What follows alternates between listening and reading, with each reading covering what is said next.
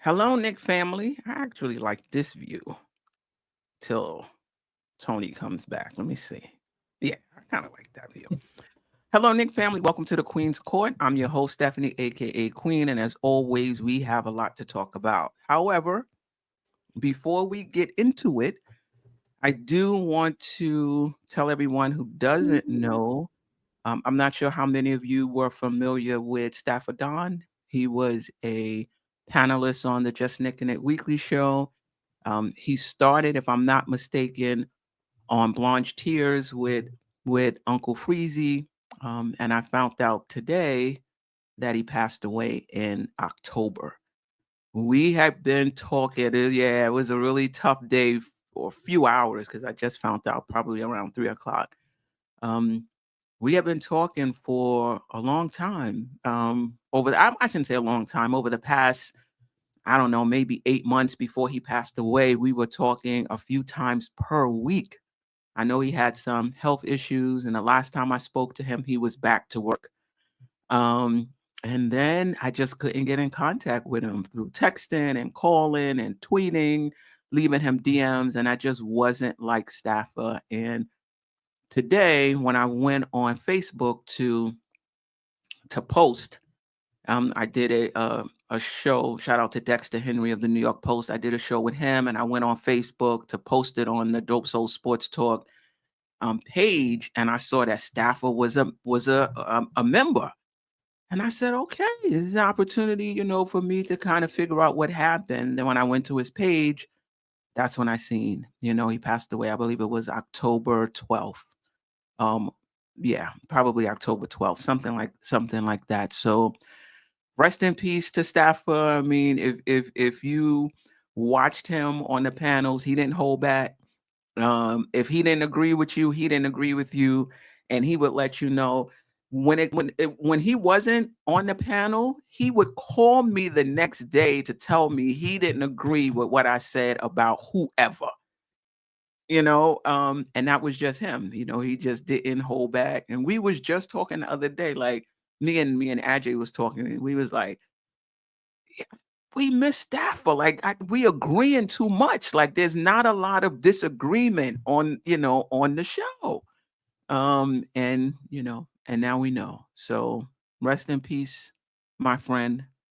And condolences again to his family, friends, those who knew him, and of course his daughter. And with that, Jeff, Lady and the Chef. Sorry to start off like that. I just wanted to give him his props. How are you two doing? I'm good. I'm good. Condolences to Staffordon's family. It's when I saw the news earlier, I did. It's so funny because I remember Diva Locks was asking me like early fall. She was like, "What's up with Stafford? I haven't seen him on the shows with Steph." I said, "I don't know." I said, normally he joins in. I said, "I'm not sure what's the deal." So I did share the news with her. She said, "Yeah, I saw it in the chat." She said, "Oh man, so condolences to his family. He will be missed. We're one big Knicks family, but yeah, I'm happy to be here as always with both of you. Shout out to Tony Crow from Knicks and Bruises. Yeah, And he's yeah, coming up. Mondays are always nice to chat with you guys about all things New York Knicks. So happy to be here. Yep, for sure. Jeff, how you doing? I think Lady and the Chef said it best. We're a Knicks family, and shout out to Staffa and his man. It's weird how stuff doesn't register, but with him being gone so long and just like radio silence, it kind of Yeah, it kind of felt like that for a while. You didn't want to think it, but right. to have it confirmed, just a great dude, man. I'm very reverence for life. He just enjoyed every second, and his optimism is going to be missed. So shout out to him and his family. But other than that, I'm doing great. All right. Okay. Yeah, let's get right into it. The Knicks were 2-1 last week with impressive wins, in my opinion, over Memphis and Denver. Then the loss to the Lakers, and then the loss of OG Anunoby. We'll get into that later as well. But what stood out for you in this 2-1 week, offensively, defensively, as far as rotations is concerned? Um, yeah, what stood out? Jeff, we'll start with you. Well, what stood out for me was a couple things. First of all, it felt like Jalen was forcing it in that Lakers Mhm. game. He did not look like it. He had like 4 turnovers in the first quarter. Very uncharacteristic for him. I thought it was one of his worst performances of the season. Uh, and as the leader of our team, we really need better than that. And then Cat didn't have a good game either. So I guess credit to the JJ Redick game plan. But I saw a stat today that was kind of disturbing and emblematic of the Laker game, and that's that we're now 0-10 in games where our opponents shoot 45% from beyond the arc. And I mean that it's happened 10 times is a lot. And I think in the Lakers game, it just felt like every one of those shots was like uncontested, wide open, like nobody within a mile of him threes. Like it wasn't like, sometimes a team is hot, but you got your hand up in the face and they make the shot anyway, and you're like, okay, whatever. But I mean, Dorian Finney-Smith could have counted to 10 before a defender could have got to him on like half of those that he made. And he wasn't the only one. I mean, I think the Lakers shot 60% for the game. I don't, and it's crazy because the defense hadn't had, they had been looking so much better, and it was just like they forgot, what they were doing. I don't know if it's because Anthony Davis wasn't playing. They thought they were just gonna, walk through or whatever. But that's surprising too, because normally Tom Thibodeau coach teams, it's their preparedness that you can always count on. So to see a game where they just looked uninterested, unprepared, on whatever else you want to put in there. But Right. so to me, and I don't know, because we never beat LeBron, especially at the Garden. So I was really hoping that this would be like that time. So of all the games to lose this week, I think and especially with Davis not playing, this one kind of stung more than it should, even though, there's no need to panic about it. The Lakers had a great game. You tip your hat and you hope we play better against Houston. But then Right. the OG injury happened too, and that's a problem. We'll talk about that more later, but that's worrisome. Yeah, for sure. Lady in the Chef, what stood out for you this week? Wherever you want to go with it. Yeah, my predictions, I had the Knicks at 2-1. I wasn't sure which game was going to be a trap game for the Knicks, but I don't know why. For some reason, I had a feeling it was possibly going to be LA, just because LeBron comes here. He thinks he's the king of New York. And I just thought, to piggyback off of what Jeff said, I just thought the Knicks defense just went out the window against LA. I didn't like the hustle on defense. The Lakers just looked a lot quicker. They looked more hungry and wanted it more. They were gritty. I saw Josh look like he got a little frustrated in the third quarter because he was questioning his own teammates, like, yo, come on, get there. Stop, guys. And then I even saw at one point when we had Kolek, Ryan in the game, I can't remember who else was in there, and they just allowed guys to just go in the paint and score. And I'm like, what's going on here? But I think also with Jeff bringing up Brunson forcing things, this is one of my things that I've been talking about with Brunson, where he has to find balance. Not every game, if Brunson was off, let's call a spade a spade, he was off. Mm-hmm. So if you're off, I also question too, like with Tibbs, why did you leave Brunson in so much when maybe you should have went with whoever else had the hot hand, but I just didn't really care for that. But with Brunson, he has to find better balance in games where if you're off, okay, now you got to distribute and facilitate the ball, set up the plays offensively, communicate with guys, and I just didn't really see him do that. And, at one point he was stuck at 8 points for a while in the game. So I said, it's the off night for him. It happens. But I don't know. I think in that moment, watching that game, rather, I was like, I put a little bit of that on Tibbs because you kept rocking with Brunson. And it's like, dude, he's off. Go with someone else. I don't know who else, but give someone else a try. Pressure Achua had no answer for LeBron. It just looked a hot mess. But the other two games, I like what the Knicks did. I did look at the field goal percentages in the 2 wins, the Knicks did shoot over 51%. And in the Lakers game, I think they were at like 48 or 46%. So that shows you right there. And then the other thing that stood out for me, lastly, for me, Mm-hmm. the Knicks have to figure out how to hit knockdown free throws. These guys are like, I don't know, you're missing 7, 8 free throws in a game.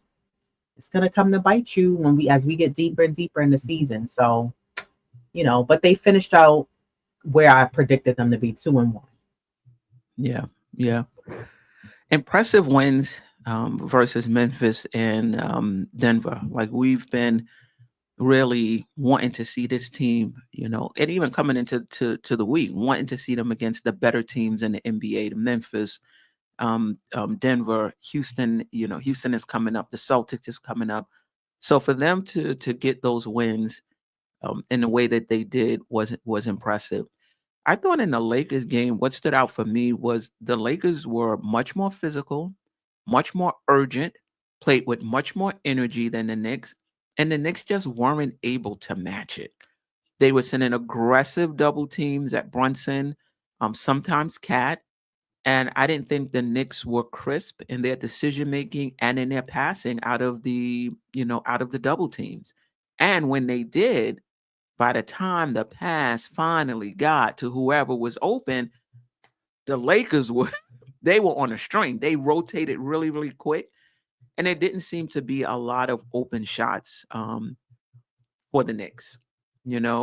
So it was just. I mean, listen, we weren't going to go 30-0 for the rest of the way, or 33-0, whatever was left. But I would have liked to have seen the Knicks have a better showing against the Lakers. You lose, but just be a little better, just in terms of your decision making process. Sometimes you make the right decisions, the shot don't fall, you live with it.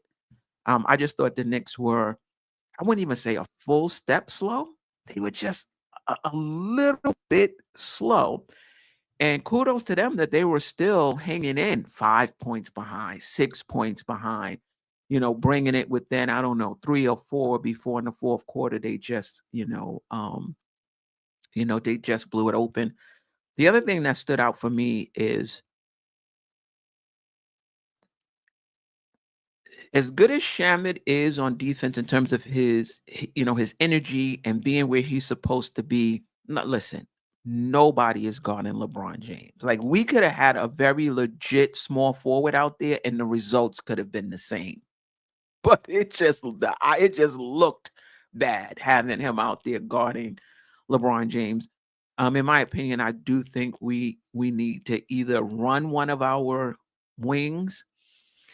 We're trying to get them less minutes, right? But figure it out where we can run one of our wings with that second unit. So it's Payne, McBride, and either Bridges or OG or Hart at that or at that three, or go out and find if you can. And these 3 and D players that I want and everyone else wants is not just laying around readily available. Everybody wants them, right? But figure out something. Figure out something so that we can get, a legitimate small forward. I don't think it hurts us all the time, but sometimes it does. And I do think the Lakers, I don't know. It might have been the same, with LeBron James. This is his time, his one time in the Garden. He's coming with a lot of energy. Um, yeah. So yeah, that's what stood out for me um this week. Anything else? I think if it was just James having a great night, I would have been okay with it. It was the fact that it was seemingly everybody else too that was just, it was Okay. just a compounding of it. It just seemed like everybody was going off, and it's like, okay, you don't have to stop James. I'll see that, but you got to stop somebody, and especially these guys. I'm tired of these scrubs coming into the Garden and just tearing it up. It just bothers me. Like, protect your home court, man. Yeah. Yeah, for sure. Um in that Lakers game, not only did we lose the game, we lost OG, and we don't know for how long? Um, what's the ramifications of that? Well, let me just ask it in a few. Let's ask a few questions. Number one, what is your level of concern with the injury, lady in the shop? Tony, come in whenever you're ready. There we go. I'm Oh, here. Tony. Peace, family. Peace, Queen. Peace, peace, Chat. peace. Salute. So we're Yeah, talking about OG I'm Anunoby and our sorry. level of concern. Um. Well, let me just say to Jeff's point. I didn't say it was your turn. I was just saying. No, I'm Oh, just playing. No, I'm my playing. I'm playing. oh, just because it's fresh in my head. I do think it was LeBron. It was like he empowered his team, but this was the highest usage rate he had all season long, Mm, and it felt like he turned back the clock. You know what I mean? Like I've watched some Lakers games this year. That was by far like before I read that this was his highest usage game. It just felt like he hasn't been playing like this all year long. You know what I mean? Like he's had stretches, he's had moments. right. He carried them. You know, salute to him at his age doing what he's doing. Um, Yeah. but yeah, the rest of the team did contribute a lot, but he carried them. He empowered them. Yeah. Go Yeah. ahead, Queen. For sure. No. We were just talking about OG Ananobi's injury, and I'm going to ask a few questions about it. But the first one is, what is your level of concern, lady in the shop? The thing is, when I saw the injury, I wasn't even sure really what happened with him. He like the way he landed and came back down, I wasn't sure what it was. I think they're saying it's his foot, correct? That it's his Yeah. foot that he hurt. I don't know because I feel like that's a toughie. It depends on the extent of the injury to his foot.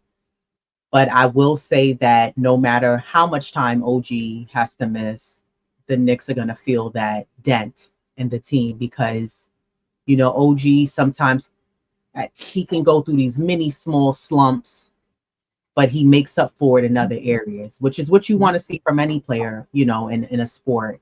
And that's what I think that he's such a huge contributor to this team is that if he's not giving you all the points in the world, he makes up for it defensively. He's hustling, he's active Right. hands and feet. So that's going to hurt the Knicks because it takes a little bit of burden off of Josh not to have to do all those things. And now you got OG doing it. So it helps out. But I don't know. I'm not super concerned, I guess, until I get the full details and we get a report of what's going on. So I'm not going to push the panic button just yet. All right. Tony, your level of concern? Uh, I have concerns with the Knicks organization's transparency with injuries, Or lack thereof. or lack thereof. You know, we've been through it in the past. You know, with Randall, with OG, Mitchell Robinson was very silent as well. So my concern is, all right, we got the good news that it was a negative X-ray, so that means there's no bone breakage. We haven't heard anything about an MRI. The strain is ligament stretching. You know, MRI will determine the damage to the ligament. So my concern with OG and his recovery, he's always been slow to come back. I agree with you, lady and the chef. It's going to be felt. His impact is felt when he's on the court. His absence is going to be felt in a negative aspect for the team wise. I just Right. did a show. Queen, you missed your first show or your first show in a while, but it's all good. Go check it out. But I talked about the Knicks being in familiar territory, right? Right. Like we've also been through this before. So as a team, I'm not as concerned long term overall as I am with like the individual aspect of OG. I want to know what's going on as soon as possible, a timeline, Mhm. You know what I mean? But that'll come with time. But I think Precious, we have him. He's proven to step up with increased minutes, increased responsibility. So that's a good sign. Um, it does, kind of put a strain on our limitations in the wing spot, which a lot of people have been pressed about. So it's mid right now, my level of concern, because I think Mhm. we're capable. We've shown we're capable to weather storms. Um, I'm more concerned with OG individually and how long Right. timeline. Right. Before we get to Jeff, I want you to add that because that's the next round of questions. And in terms of who would you start in his place, so you can add that to your level of concern. But before that, I have a question for Tone, who said we've been here before. We have, but is there any concern that this is a newer team? Um, and or do you feel like, Brunson was here for that, Hart was here for that, and that's enough, and that you really believe that those other guys Hmm. will embrace the next man up mentality? I mean, I could be skeptical. I could be very skeptical. Hmm. Um, l- Last year, there's an argument that we were deeper. So that helped us in these times. There's also an argument that we didn't know how deep we were until the injuries Right, occurred. right, You know what I right. mean? And Tibbs was forced to play guys more than he was accustomed to or would have liked to. It was by necessity. So, maybe necessity gives some guys more opportunity and they step up. My concern is, though, our main three guys now off the bench, if Precious, assuming he's starting in OG's absence, Hmm. are relatively small guards. You know what I Hmm. mean? That's where my concern is. Is Hmm. this going to open the door for Dadier? Is this going to open the door Hmm. for even Huck Porty because of size? You know what I mean? Like, is it Hmm. going to open the door for somebody who isn't presently in the rotation, or is it Hmm. just going to open up minutes for the rotation guys? If it's opening up just minutes for the rotation guys, I get a little bit more concerned because of our lack of size. All right, all right, got you, Jeff. Well, it's almost with OG. It wasn't a matter of if, but when, and now we here, right? We kind of like it was the secret that nobody wanted to talk about, but it's the elephant in the room at the same time. Like OG always gets hurt every year, and so now we're here, and it's like, how long is it going to be? And we know Anunoby's got to be like 130% back before he wants to step on the court again from a historical perspective. Like he's not the guy who's going to come in. Like Josh Hart could be 65%. As he can run, he's going to be out on the court. I don't see that. Maybe I'm wrong about that, but I don't see that from an OG at any rate. But a foot sprain keep him out a while though, and assuming that's the least of it.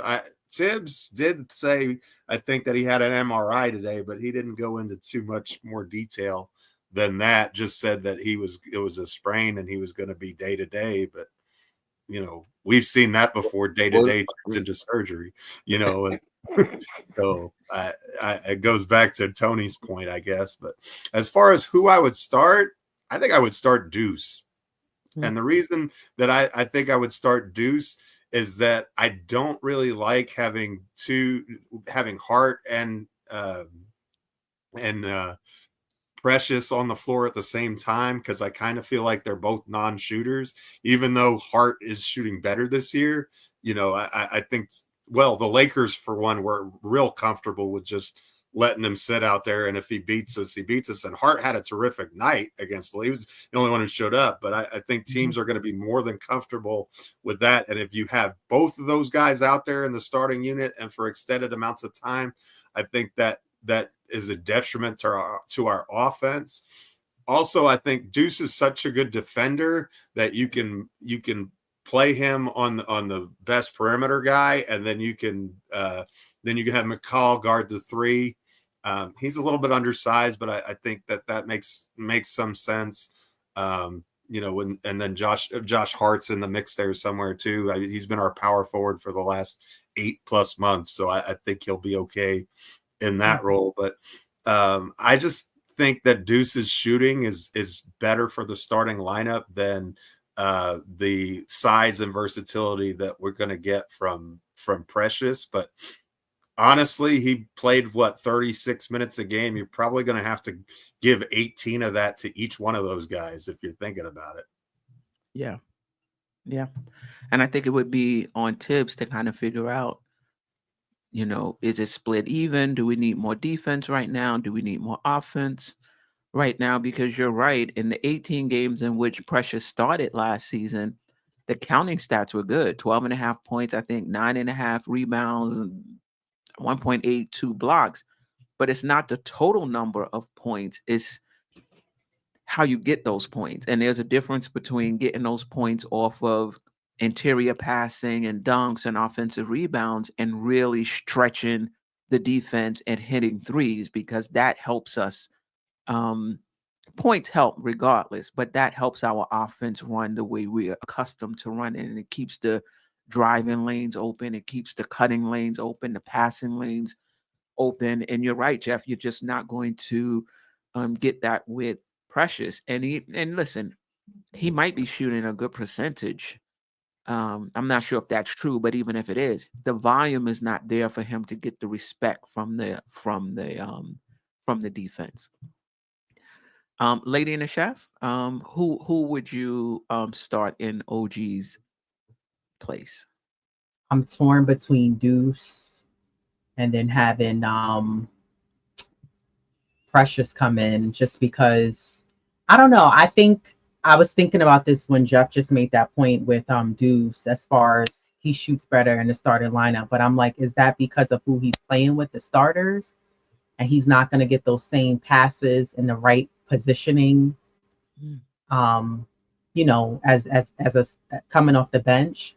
So I don't know. I feel like, Deuce, I like what I'm seeing from Deuce. He looks a lot more confident this season. His shot looks really good.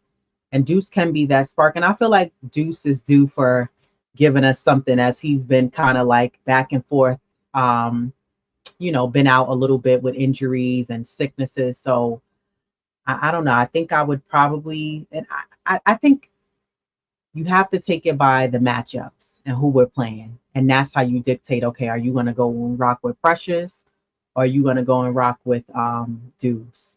And depending on who we're playing, like for tonight, I probably would go with Deuce, just because he's quicker, the speed. And I like what I saw with Precious. He proved last season, as you just alluded to, that he's able to produce with many more minutes. Tony just said that as well. So I think that it just depends on who we're playing. And Tibbs, I think that'll make him make his decision depending on the matchup is against. And do you think it matters who starts, or is it more about who gets the most time in the game? Because we've had seasons. I'm thinking back to Alfred Payton, where he started the first and third quarter, but for 3 to 6 minutes, like what did it really, mean? Do you think it's more important who starts, or basically who's getting the bulk of these OG Anunoby minutes? The Tony, bulk. the bulk. A lady shelf said the bulk. Tony. I think the bulk. I think the bulk isn't going to change. Whether I think Precious is going to get the bulk, whether he starts or not.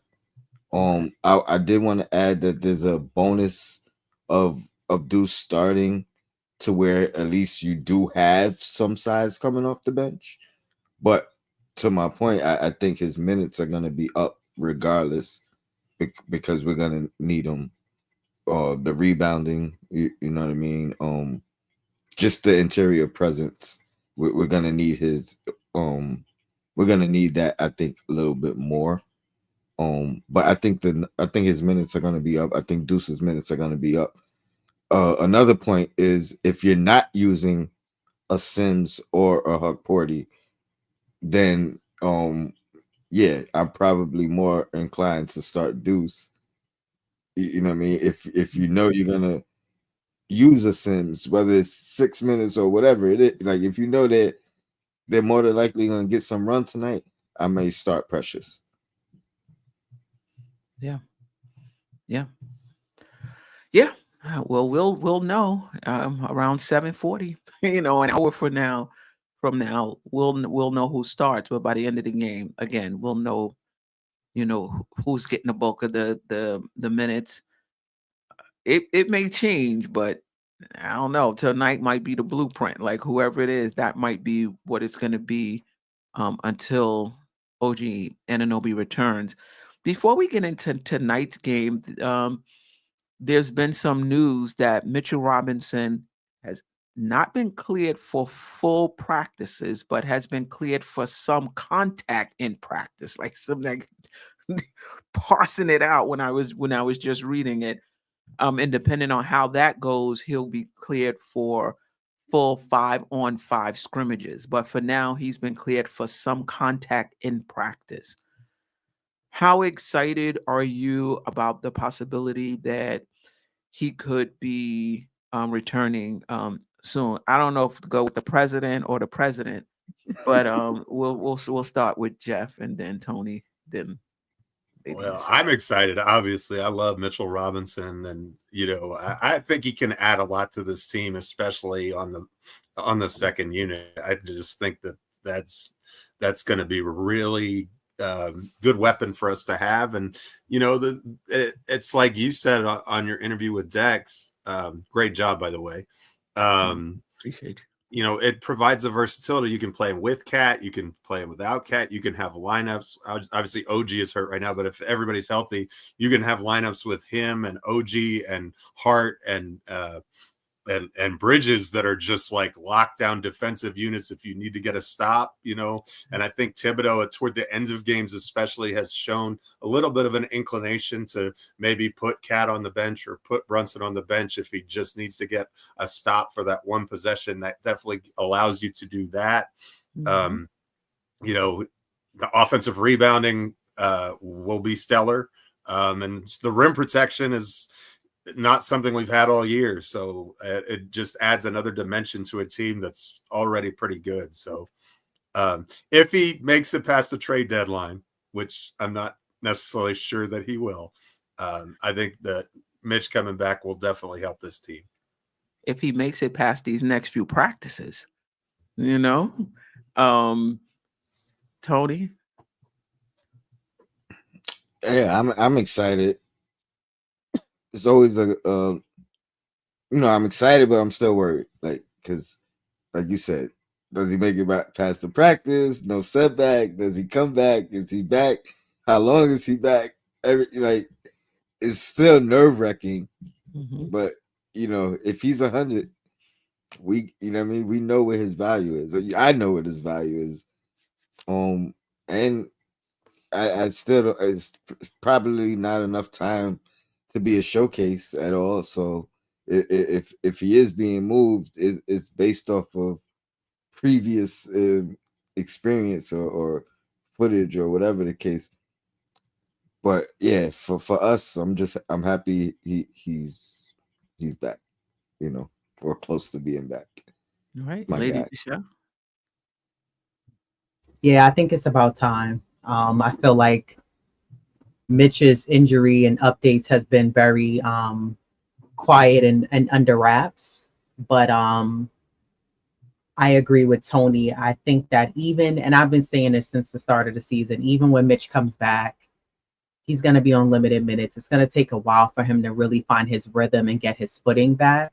And I don't want Mitch to rush. To be honest, I'd rather him take it game by game and be ready for us come playoffs, because that's when we're really going to need him. So, I think Mitch would definitely be a huge asset. There's no doubt about that. They're going to need him. The Knicks are lacking and missing that guy who can be really put some pressure in the paint and make guys alter and second guess those, moves that they want to make into the paint or drive into the basket and, get somebody that could snatch rebounds, block shots. So, they're going to miss that for sure. But yeah, I'm excited to see Mitch come back. I think that, there's the rumors out there that you got some teams that are interested in Mitch, and same thing with Sims. But I don't think the Knicks. Again, I say this, and the Knicks go and do what Dallas just did and got rid of Luca. But I don't see the Knicks getting rid of Mitch. I think they want to test him out and see what he does coming back from his injury. Yeah, for sure. I don't know if we lose anything if Mitch doesn't say he gets injured again. Like I feel like this team has shown that they can play and be successful without Mitchell Robinson. Yeah. Right now, would it be nice to have that rotational diversity? Absolutely. It would, particularly in the playoffs, it would. But I feel like it's gravy. So I feel like if Mitchell Robinson comes back and he's able to help us, I think that's great. I think it does raise our ceiling some. But if he doesn't come back or he has a setback, the Knicks have already been playing without him. They've already been playing with Precious Achua. They've already, brought Huck Porty up if they have used Sims, right? So I feel like let him come back. I'm excited about the possibility because if he is healthy, even if he could just give us 15 minutes, that's going to help the Knicks. And I believe that. We could talk about the offensive end another time.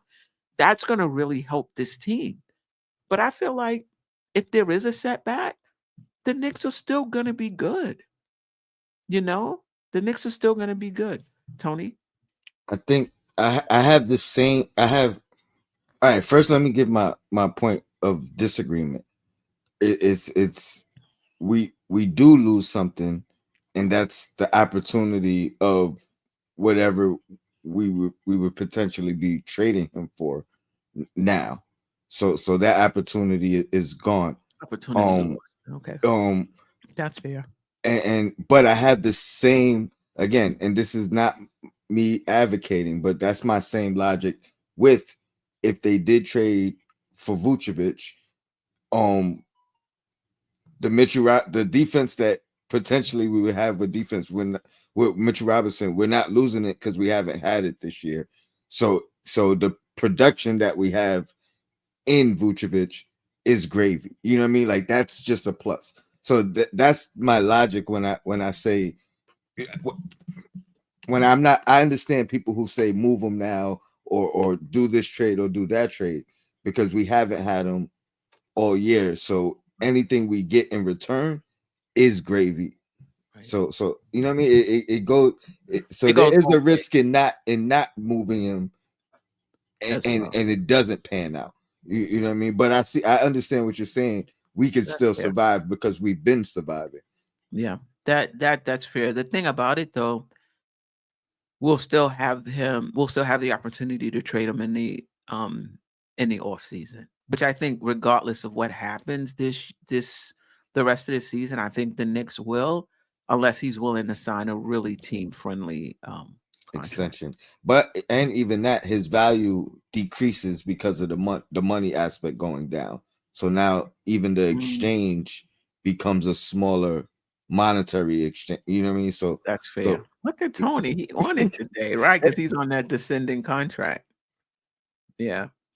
Um we'll get to the super chat. I just want to get to this one because this one is relevant. We'll get to Paris Douglas as well when we get into the trade aspect, Paris. So I appreciate the super chat. But talking about Mitchell Robinson, Jason Benjamin says we have a rim protector on the bench with Hulk. We do, and I'll give the rest of the panel an opportunity to respond. But I don't think Hulk is as good a rim as proven a rim protector as Mitchell Robinson is. Yeah, yeah. That's what I would say about it. Anybody else have any comments? I agree. I would love to see Hulk party, but I mean the fact is he's unproven. And I mean just by defensive numbers, there's an argument for Sims' presence defensively. You know what I mean? Like his numbers have been good defensively. So I do want to say this, Queen, real quick, because Jeff reminded me I had a whole like intro for you for my pod. So I just wanted to also shout you out for being on with Dexter. You did a great job. And yeah, you getting recognized, you moving up the ranks in the Knicks contact world. So congratulations on your showcase. Yeah, yeah. I thank you guys. I appreciate it. It was a lot of fun. But it doesn't happen without that initial exposure by nothing but Knicks. Shout out to Simeon Russell and and just sharing a platform with guys and girls who really challenged me to think, and the chat too, challenged me to rethink and evolve. And you've done that, Tony and Jeff and Lady in the Shelf as well. I can't tell you how many times after a show I'm like, they might have been right. Look, look. I might have to rethink that. I didn't even feel the way that you ain't tell me, because I know your condition, but but I put it in the chat. I put it in there. You're right. I didn't text you, but I did put it in the but it was just awesome to randomly turn it on, because I'll be honest, hit or miss. I usually just watch us guys in the MBK family. So randomly I'll check everybody else. So I just happened to turn it on. I'm more comfortable. And here you are, your face pops up. I'm like, oh, screenshot. I'm sending it to Queen. Yeah, I appreciate you guys. I appreciate all the support. I was going back and forth. Should I use my last name? Should I use Queen? you know. But yeah, it was a lot of fun. Listen, Dexter Henry, he's a really cool dude, and he respects what we're doing here in as content creators, and he really wants to showcase us. That number one, and number two, as he said, he doesn't like talking to the same people, all the time. He does like to mix it up. But it was good to see, and the people I mentioned to him, he said, yeah, they're on my list. Lady and the Chef, they're on my list. Sim, they're on my list. They're on my list. So, he's been checking us out, and shout out to him. Really cool dude, Brooklyn Knight, Barton Knight. We went to the same high school, years, maybe even decades, probably decades apart. But yeah, appreciate him. Brooklyn Bonds. Yeah, for sure, for sure. All right. Anything else on Mitchell? Did everyone get a chance to speak on Mitchell Robinson? We did. All right. Let me get to the super chat, because we may not even be able to do a trade segment, because I do want to talk about this. Maybe we'll do a quick trade segment. Let me get to Paris Duggan. We need the guts to try to win the next 2 years, and we need an all-around complimentary level 1 star to do it. Riley would be willing to do Jimmy for OG. And then he also said a motivated Butler 2 years at $90 million, or OG 5 years, $220. Thoughts on that as we transition into a little bit of trade talk before we get to tonight's show? See, I'm greedy. I'd want them both. But I do like Jimmy possibly being here. I think that he can bring the Knicks to that next level that we've been looking for, and he'll be a value, for lack of a better word. He'll bring some value here offensively, leadership. He knows what it takes. He's a little cocky, but I think that just coming here, he's another option. And then you also have your additional options. And listen, I always go back and forth with Diva Lux about this, because we had this whole back and forth in one of our lives about Spider, when he wanted to come here and be on the Knicks. And, my point was, some guys basically, for the betterment of a team, play your role. And I don't think, and we kind of touched on this earlier, like the whole starting thing and coming off the bench. Like, I get it. If guys are used to starting, they're going to want to start when they go to a new team. And, her thing was like, you think Spider's really going to want to come to the Knicks and come off the bench? Like, you're bugging, and I just feel like if you was to get a guy like Jimmy and he came here, he's clearly not going to want to come off the bench. You're going to have to, and then it's like, you look at the guys we have now, They're not going to want to go sitting at the bench. But I just think that at the end of the day, I think the point I'm trying to make is that, like, if you know the direction of where we're trying to go with a team, it's called sacrifice. And it's not about who starts anyway. It's about how you finish the game. Right. So who cares if you're starting the game? That's all well and good. The Knicks had high energy and looked great at the start of the Lakers game, but it's how you finish. So again, I'm being selfish. I will love both of them here because they both add value here to this team. Anybody else want to Wait, comment? wait. I just want to clarify. I know you being selfish, but as far as the question and the trade, would you do that? It's a toughie. No, it really is. It's a toughie I know, because but you was trying to squeeze I out know, an answer. I know, I know it's a toughie. I don't know. I feel like for health reasons, I think I would go with Jimmy just because Jeff hit the nail on the head. It was when it was going to happen with OG. You know, he lasted as long as he did, and I'm not counting him out, but I would definitely go with Jimmy Butler. Okay. Doug, look, I got you a supporter. Anybody else want to comment, Tony, Jeff? I worry about Jimmy Butler. And then the reason I worry is he's a fantastic player, but he gets unhappy, and then whatever it is that makes him unhappy, and then he disappeared on Miami. He had a similar outburst when Tibbs was his coach in Minnesota. So I just don't think he's overly stable, and I worry about what we're going to do at the 4 spot. Like, Jimmy's not a 4. I mean, is he going to play McCall there? What? Like, I just, we're kind of small already, and that just kind of leans into the small even further. I mean, I guess you could play Precious with him, and I mean Josh Hart, I guess too, but I don't know. I don't think that solves as many issues for us as it creates new ones. I would not do the trade. I like Jimmy Butler. I don't, and if they did the trade, I would be like, all right, I trust Tibbs. Like Tibbs okay to he's okay with it. I'm okay with it, but I wouldn't do it personally. If Jimmy Butler wants to be here, opt out next year. Come as a free agent and take what you can get from us. Like, that's how I feel about him. To be honest, and the way things have played out, I'm not gonna kill him for how things played out, but I'll say he's on the verge of being treated like Melo, treated like certain players when the league is done with you.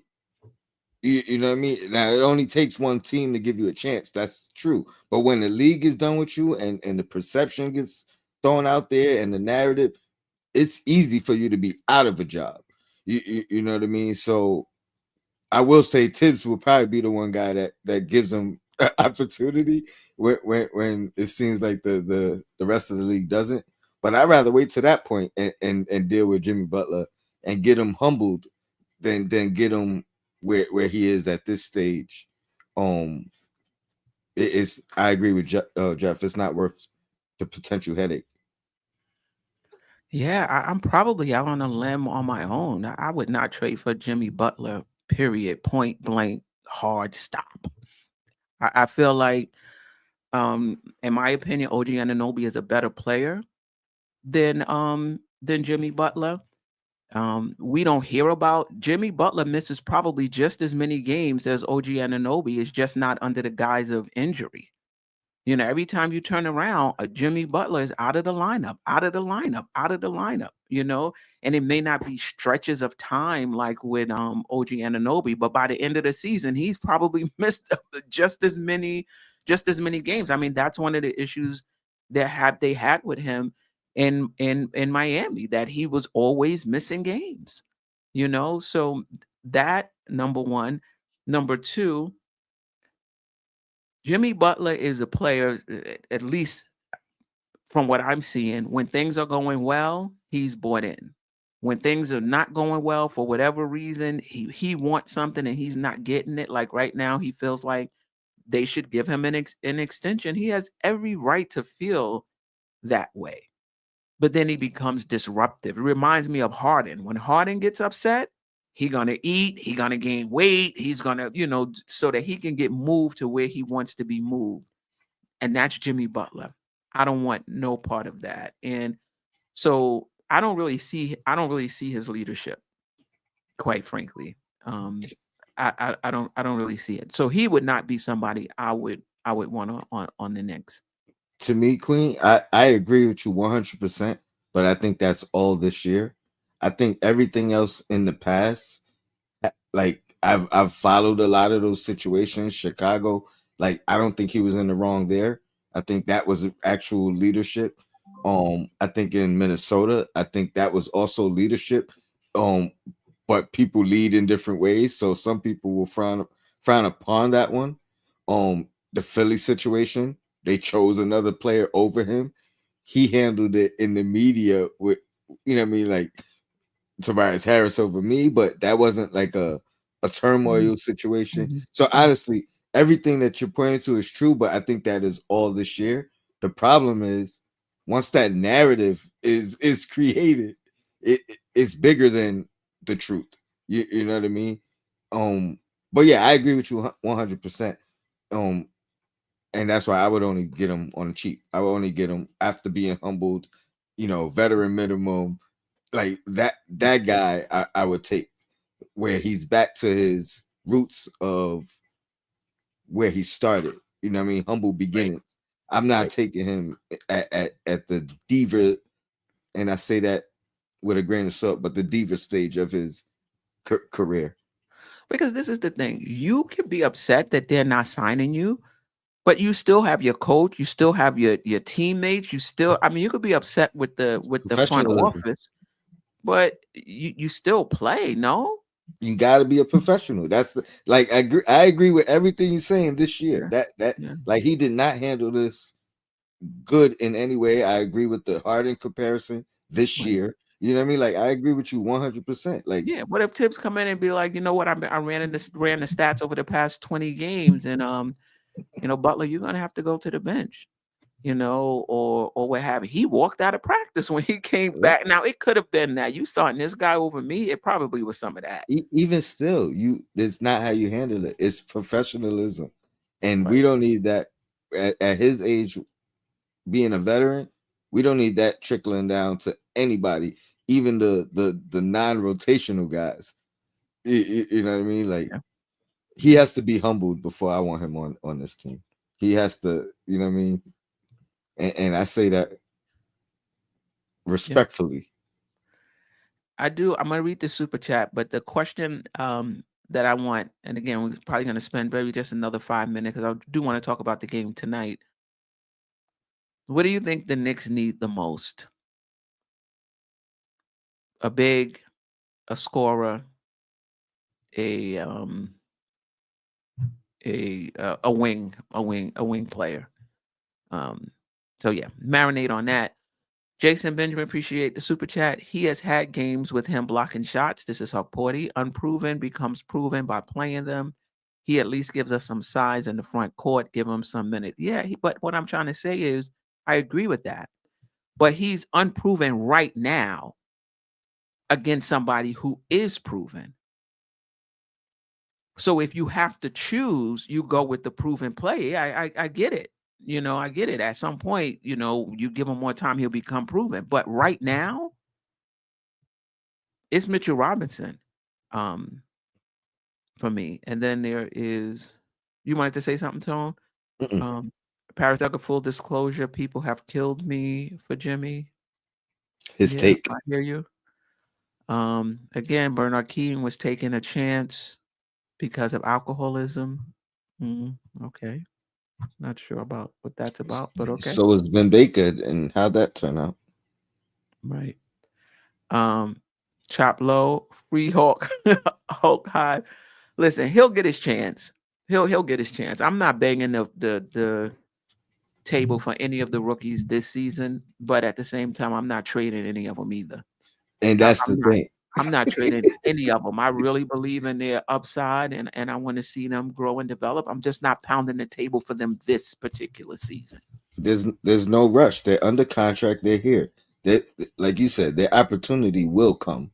Yeah, So it's not about, you know, while Mitchell Robinson is here, let's see. You know what I mean? He is proven when it comes to him over anybody. Now if yeah, the absence of Mitchell Robinson is there, and now you need correct. somebody, yeah, let's bring Then him that's up and different. see. You know what I Yeah, mean? yeah. Then that's different for sure. All right, we do a quick 2 minutes each, 2 minutes max. You don't have to take the whole time if you don't want to. Lady and the chef, what do you if you believe if you think the Knicks shouldn't trade for anybody, that's fine. But if you think the Knicks need a trade, are you looking for a big, a wing, a scorer, a combo? Definitely a combo. The Knicks need another solid wing. I feel like on those games where we're not getting any good shooting from the guys that we have, whether that's Bridges, whether that's OG, Josh, Brunson, and maybe they're off. You need another guy or two, a solid wing who can come in and produce and give you the points that you need and can score. Not just shooting, but get into the basket and scoring as well. And the Knicks, I want them to be prepared when they get into the postseason. We don't have an issue if we don't have scorers like we had maybe 2 seasons ago, where we made it to the playoffs and we struggled to get the ball through the hoop. But I think that if you have those nights in a series of a round one or round two, and you got one or two guys off and you're not getting anything, they're just brick, who are your other options and who's going to pick up that load for those guys that are off? And I think that's what we need to be prepared for and cover. And just also going through the remainder of the season. And then most importantly, and I'm going to keep saying this and I stand on this, Mitchell Robinson is not going to be the end all be all for defense. This Knicks team has to be better defensively. They need some type of regimen, like when you go to Chick-fil-A and the line could be wrapped around 5 times, but somehow the cars still keep moving smoothly through the drive-through. They have a system, and I think that the Knicks need to figure that out defensively. I keep questioning them watching film, and are these things being called out because we're seeing the same thing defensively where we only see spurts of games where we see good defense. So a wing for sure or two and better defense for me. Yeah, I will say though, the Knicks right now, defensive rating 15th on the season, 17th the last 10, but they're actually top 10 in the last 5 games. You know, they're ninth in defense over the last 5 games. So they're definitely trending in the right direction. So hopefully that continues.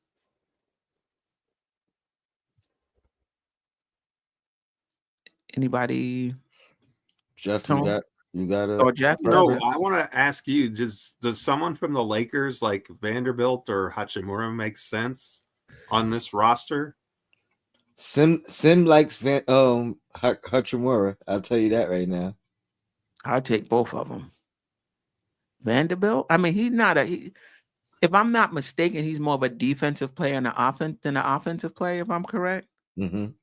but defensively, my goodness, Same injury concern, yeah, but if you swapping, I guess Well, I you was could. just thinking that the Lakers seem to have the Lakers definitely have a need at the 5 spot, and it might be an opportunity to. And the reason I mentioned those two players is their salary slots fit with a Robinson deal, and I know that you can make one and have it work, and probably free up enough space with that deal that you could, you know, sign TJ Warren or one of those. Not that he's and I don't right. think he's I going to get make a difference. I'm just saying it gives you a little bit more roster flexibility because we're up against that second apron.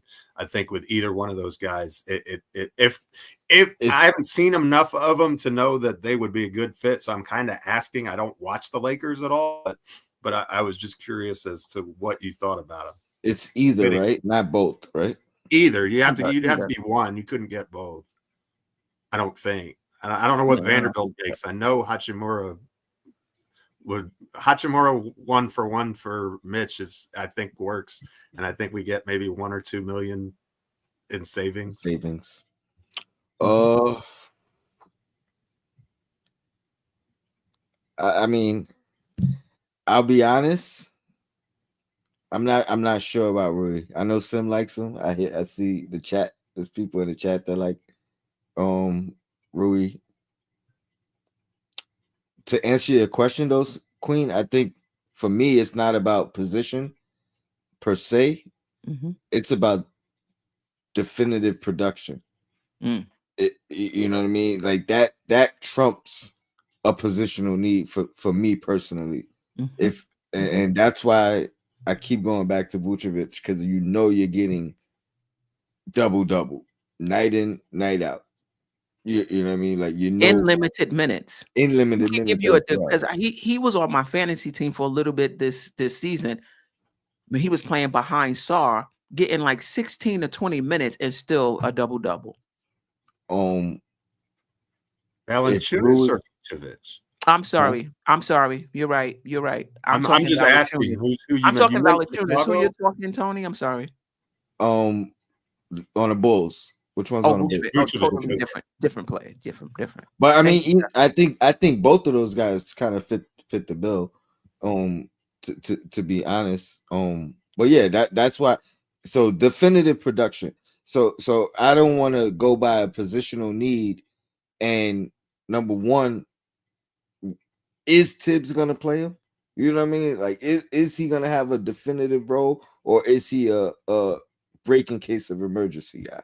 You know what I mean? Who is this, Rui? No, I'm just saying in general, without naming names. I'm not familiar with Rui as much. I know he's consistent. 14. You know what I mean? He could give you 14 every night. You know what I mean? He was that in Washington as well. I'm not familiar with the other aspects of his game, rebounding, defense. Then I'm not mad at that, because it's that points is definitive. I know that from him. Yeah, he's solid. Jason Benjamin, appreciate you. I might get killed for this, but OG for Zion. Wow. Okay. All right. If they could pull it off. Yeah. I don't think this player exists, but I would like the Knicks to get a scorer on that on that second unit. I don't know if you guys remember when we played Atlanta in the playoffs, when we had Bullock and Burke and Derrick Rose. And when things really got bogged down in the playoffs, as that defense gets really intense, Derrick Rose came out of nowhere. Like his role, that wasn't even his role. But because in the playoffs, you need guys that can create his own shots. When things got bogged down, we were using him, and he couldn't even play game 6. That's how much we was wearing him out in the playoffs.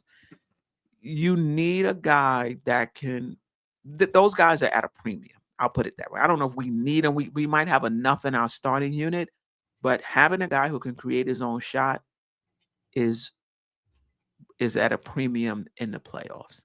And all of our guys in the second unit, they're at their best when others are creating for them. So, but I don't know where that player is. I don't know where that player is. So someone like the other Bogdanovich in Atlanta? Yeah. Yes. Jeff, is he available? I don't know. Atlanta's kind of in free fall right now. I don't know. I don't even know if the salary works. I'm just trying to think of an archetype of player that you're describing, and that for some reason that's the name that came into my mind. He would fit perfect. Yeah. I like him. And for those asking, why are we so intent on mentioning Mitch and trade rumors, I think one of them is the injury history, and even though if he's coming back, can he stay healthy? And I think 2 is we're not so sure the Knicks are committed to Robinson past next season. And so if you can get a really good player for him now, why wait till, and 3, he's the only salary that's large enough that's going to bring you back anybody of significance, because if you're going to bring someone in who who's capable of doing the things that we want them to do, it's going to be someone who's at least making like 10 to 12 million dollars in the league. Because if you got younger rookie players who are doing that, teams aren't going to be trading them, you know. So unless you're wanting to get rid of one of the other guys in our core, which I don't think this front office really wants to do right now. I mean, it's possible. We just saw Luka get traded. I'm not going to say it's impossible, but Right.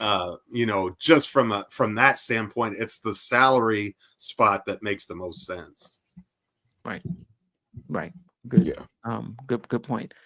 Anything else on this before we before we talk about Houston? All right. So the Knicks play Houston tonight, Toronto tomorrow, and the Celtics on Saturday. So Houston right now is 32-16. They're 6-4 over their last 10. They've lost their last 2 games, both of them without Sagoon. And I think Van Vliet missed at least one of those games, and he's not playing tonight. I don't know if Sagoon is playing um tonight. And we already know for the Knicks, OG Anunoby is out. And just briefly, we play Toronto Tuesday. They're 12th in the Eastern Conference, 16-33 on the season. However, 8-2 over their last 10.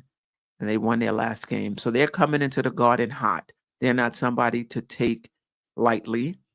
And then Saturday, I believe it's the Celtics, 35-15, 7-3 over their last 10.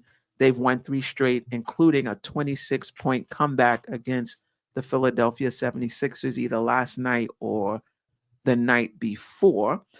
So before we get into predictions for the week, let's talk about the game tonight. What are you looking for? Keys to the game? Any concerns? And if anyone can let me know if Sagoon is out. Okay, he's out, and Van Vliet is out. Van Vliet has already been ruled out. Thoughts on tonight's game, including keys to the game, however you want to go at it, Lady and the Chef. We'll start with you, but before we get to that, I want to wish Lady and the Chef a happy born day. Thank you, everybody. Happy birthday. Birthday. I would you. brush Time, right? but my voice is just Hey. not where it used to. The Usually, Knicks gave me a win for my birthday. They're gonna give you a win for your Seriously, birthday. speak there we claim it. go. I'm already There we claiming it, Tony. Thoughts on tonight's game, Lady in the Chef, and Yeah. or keys, however you want to go with it. Yeah, I need the Knicks to get revenge on Houston. These are one of those teams that I was saying if the opposing teams beat the Knicks the first time, I need the Knicks to retaliate, attack, and come out aggressive, high energy. I need the Knicks to get this win tonight and beat Houston because we shouldn't have lost to them the first time. This Houston team is not the same Houston team we're used to. I understand that, but I need the Knicks to get some stops, play defense. I already know Houston's going to come out swinging and running up and down the court. You got to hold Brooks, Thompson, Jalen Green. These guys are going to be quick and fast. So the Knicks have to come out aggressive and ready to get stops. Rebound. I want to see Josh Hart and Towns get some help on the boards and everybody crash the boards. And, we'll see what the Knicks do. But for sure, defensively, and they have to guard the perimeter. This team is going to look to go lights out at the end. And, like Jeff said, I don't want to see guys that we don't even know that normally don't play in Houston come in to the Garden and all of a sudden they're scoring 30, 35 points. So defense is definitely my number one key for tonight. And if, Brunson or anyone's off, especially Brunson, you don't need to play hero ball. So we'll see what happens for tonight's game. But I'm looking for the Knicks to get a win tonight.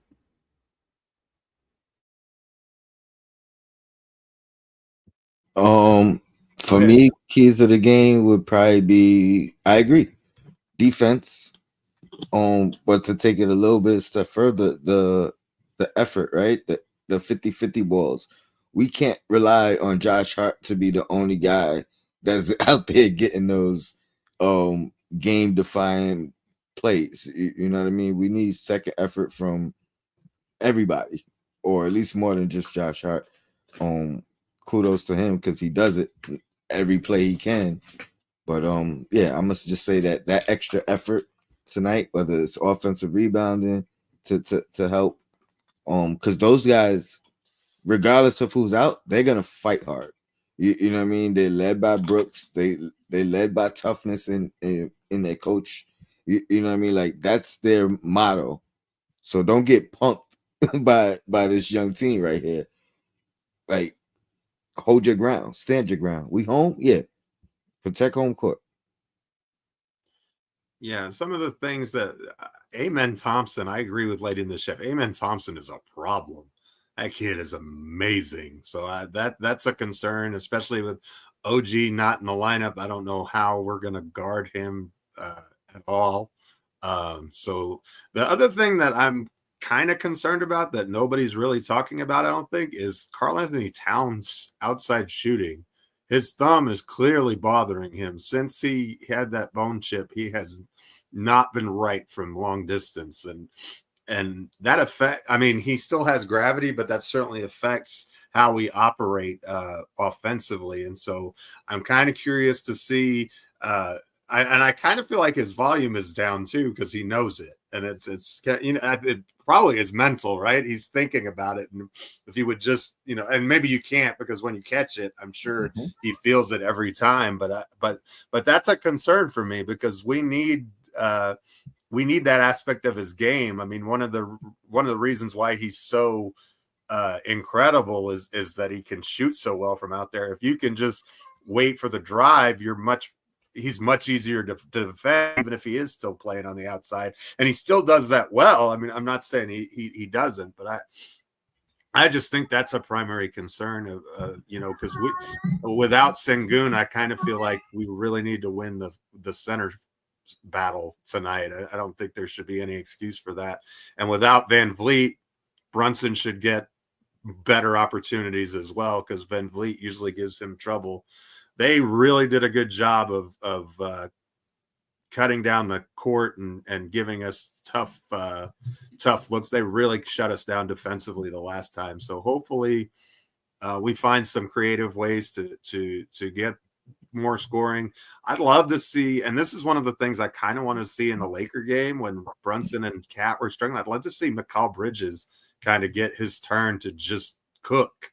I mean, the guy has a beautiful mid-range game, and if all the focus is on those other two guys, get him the ball and just let him take advantage of the matchup. I mean, I don't think we did a good job of that on Saturday, so hopefully we'll do a good job of that tonight.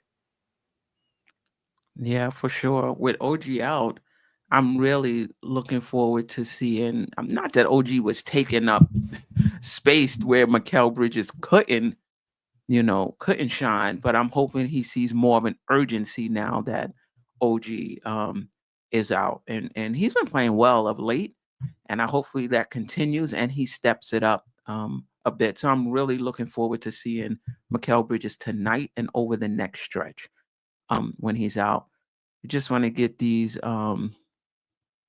and I don't think I got all of them, but some birthday wishes out the way. Parish Doug, a happy birthday, lady on Deals NYK. Happy birthday at Two Nicks Chicks. And I think I missed a few others, but I'm sure you see them in the chat. People wishing you Yeah, appreciate it, everybody. happy birthday. The Knicks only scored 97 points the first time we played them, and they only gave up 109. What kind of game you think this is going to be? High scoring, running gun type game. Knicks scoring 143 points. A tight defensive contested game, or with these Knicks, you just can't call it. It could go either way.